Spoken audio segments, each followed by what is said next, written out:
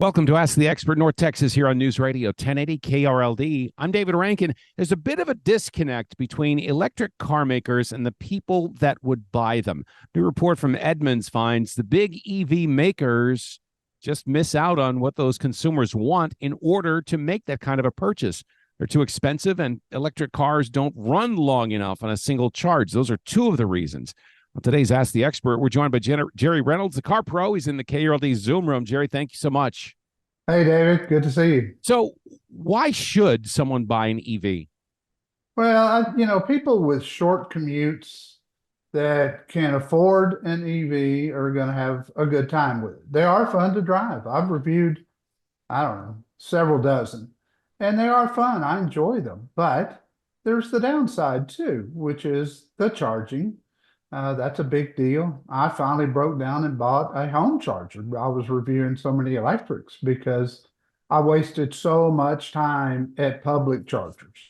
So that's a problem. Range anxiety, the fear of running out of battery power is a big one. And then the inability to take a trip, something simple like going on vacation in your car.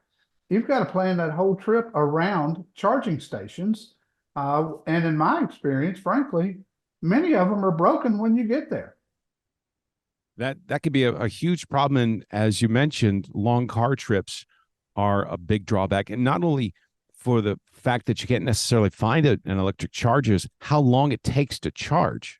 Yes.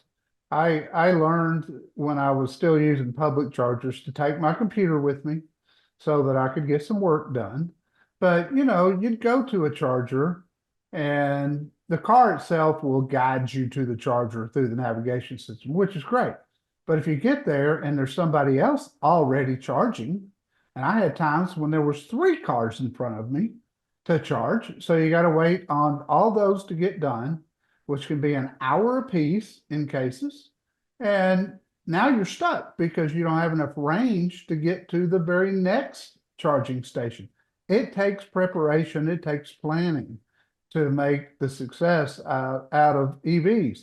Now, what I tell people to do is get a home charger. Don't try to do it without one of those. That's a critical step. How much do those chargers at home cost? Oh, they can range anywhere. Mine was around $1,000. But in a lot of cases, you have to have your garage rewired to be able to do it. And that can add at least another $1,000 to it. And then you got the cases of all the people who live in apartments.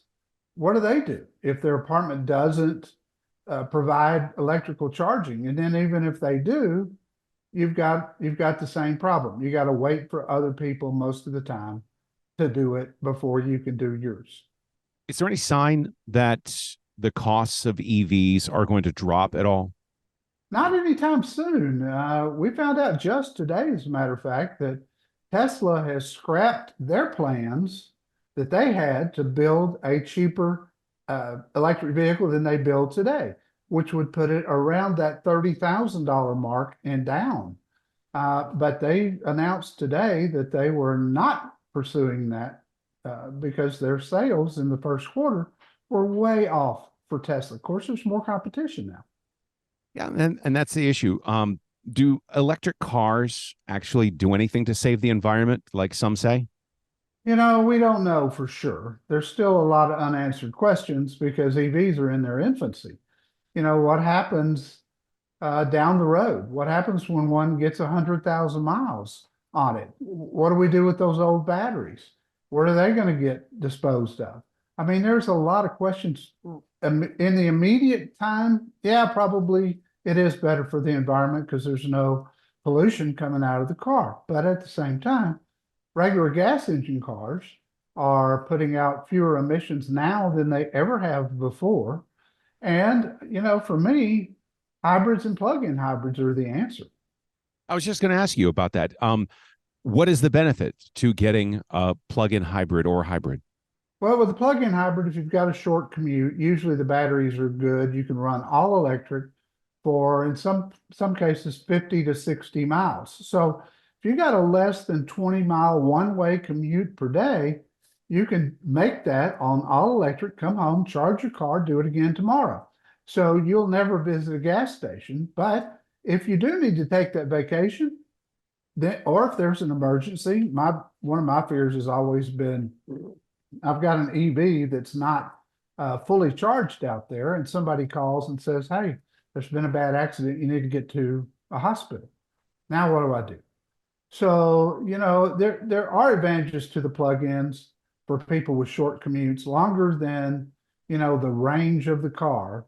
Then it gets a little dicey. And you got to remember too, when you read the ranges on cars today, it's like fuel economy. Your actual results may vary. And I have never driven an electric car that got the range that they said it would, because they test in perfect conditions, no air conditioning, no headlights, no radio, nothing draining the battery at all. And that is a big, big deal. So you got to be careful with that. There's been talk that infrastructure has to change on the roads itself, that they're looking at possibly putting in chargers underneath the road. So as you're driving it, you're charging your car. Is that anywhere in the future? Not that I can see. It's going to be very, very costly. We can't get our roads now without potholes all over them. How are we going to pull that off? I think that's a pipe dream. Yeah. One of the other complaints is car makers seem to be focusing on trucks at this point, Yeah. and people tend to want cars and SUVs. True. I think the early trucks that came out, Ford F-150 Lightning, a guy did a test on one of those pulling a small trailer, and it cut the range by 50%. You put a big load in the bed of the truck, and that's going to cut the range. I mean, in a big, big way, David.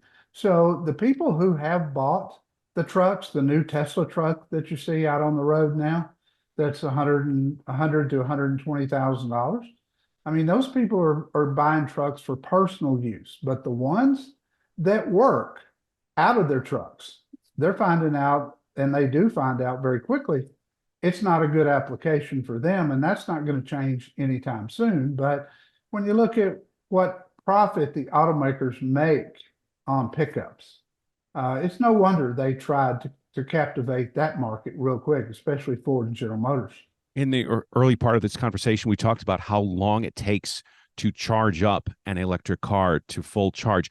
Will technology allow that to come down to a point where a charger could be almost as fast as filling a car with gasoline? I think it's possible, but it's way down the road.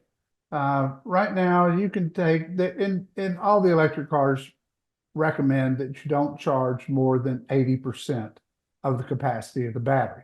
So, in a lot of cases, there's now level 3 chargers that some cars will do that in 20 to 25 minutes.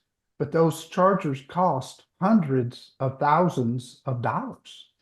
So, no, I don't see that happening anytime soon. And that's one of the things I hear from listeners is, hey, when a electric car can get down to the time that it takes for me to fill my car up, 5 to 6 minutes typically, then I'll consider one if the range is better and the cost comes down. Cost always come down in cars, no matter what. So, I think people are waiting for that. It was a craze at first. I mean, there's no doubt about it. There were early adopters, but now everybody's backing up on it. And that kind of leaves some of the car makers and frankly our government in a pickle. Especially since the government's been talking about mandating electric cars within the next couple of decades. Yeah, I'm on the air in California, especially in particular the Los Angeles area. And California has mandated by 2035 there won't be any gasoline powered cars. That's never, ever going to happen by 2035. I mean, some people keep cars 20 years. The average car on the road today is almost 12 years old. That means there's some out there 20 and 22 and 24 years old. So, this is going to take a lot longer than the government thought. It's going to take a lot longer for those automakers who jumped in with both feet right off the bat and have spent billions of dollars. Ford sent out a press release yesterday, very cleverly worded, but they are retiming their strategy on electric vehicles.